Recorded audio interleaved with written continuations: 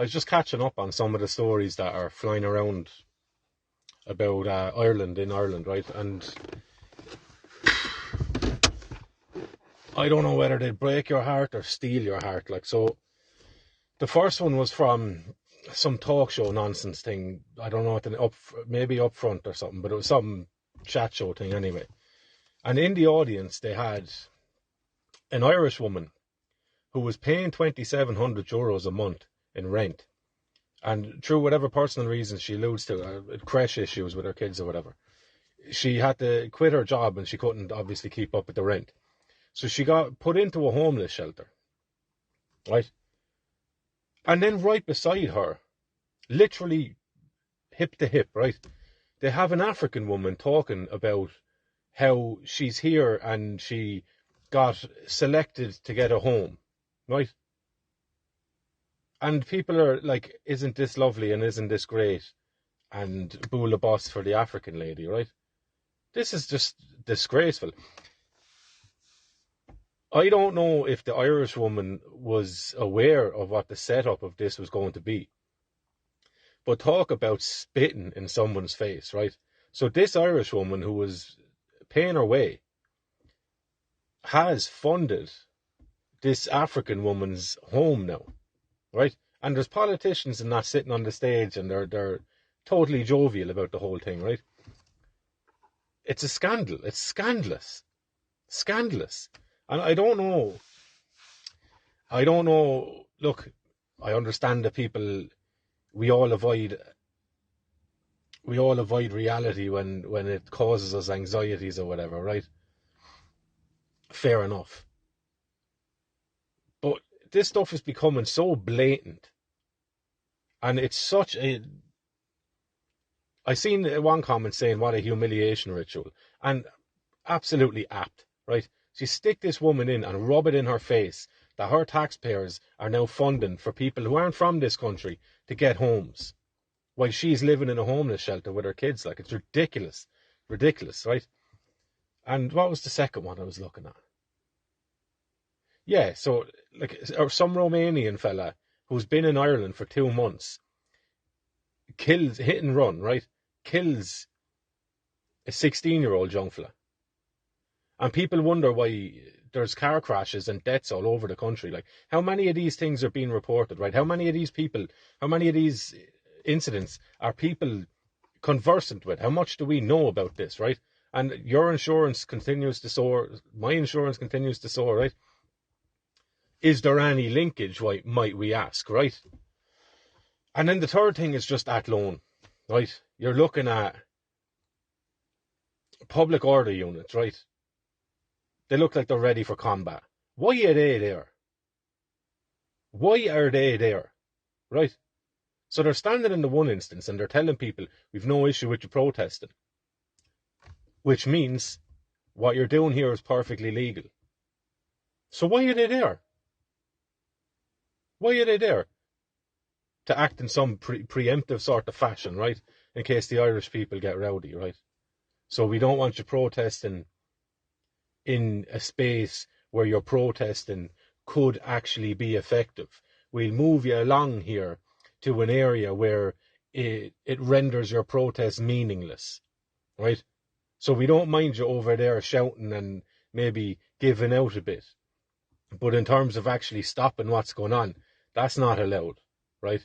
And the excuse they're giving is, if you're going to stand there and block a public road by not leaving the truck swing in off the road, then there's orders we can use to arrest you or to move you on, right?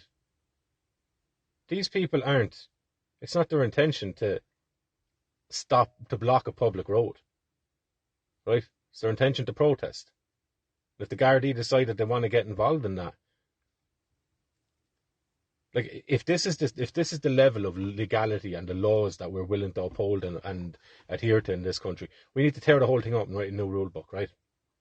We need to rip it all asunder and begin to build up from what each country, each county, each town, each village is willing to tolerate, right? Because this idea of a national law and we all must abide by it in certain circumstances, right? And the guards are given carte blanche to do what they want, right? Muscle people out of the way. shouldering, pushing kids, right? If you even curse at them, then you're in court, right? Scandalous. Carry on. Oh, look, what else is there to say that hasn't been said 1,000 times? Like, you know, I just hope that I live to see justice being wielded in this country, right? And I hope that I get my hands on a little bit of it as well. And to the men in Ireland, right? I would suggest this one thing, regardless of what your outlook is on people that protest, or whether you believe they're right or wrong, or whether you believe we should allow certain parts of the country and certain amounts of the nation's funds to go towards looking at, regardless of any of that stuff, put all of that stuff aside for a second. I would suggest that you go to one of these protests. Just watch. Go and get a feel of it. Watch what goes on. Watch what the protesters are doing. Watch what the guards do when they arrive. Just go and feel it, right? Go and talk to people. Go and listen to them. Go and feel what it's like for these people. Just get out and do it, right? Go once. That's all you have to do. Go once. Stand beside the people that are your people, right? Whether you like it or not.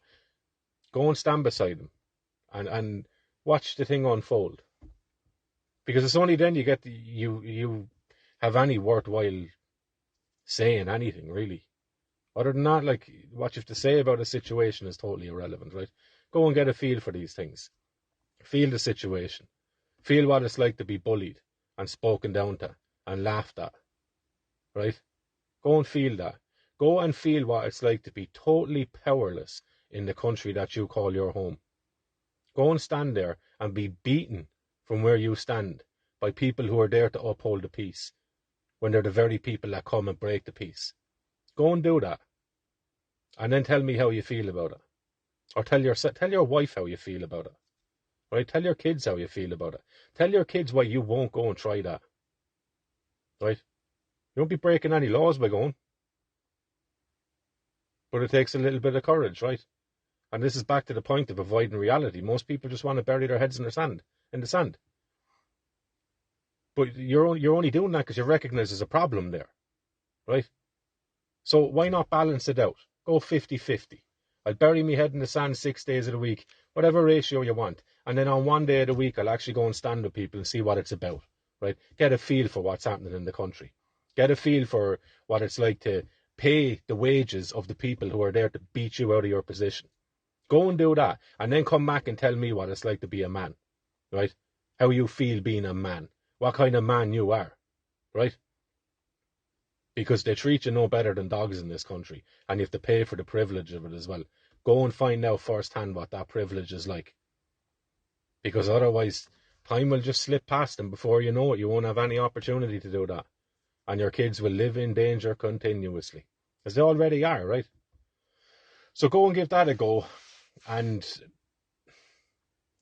be brave in the media that you take in, right? Take it all in. Take it all in. Form no opinion. Take it all in.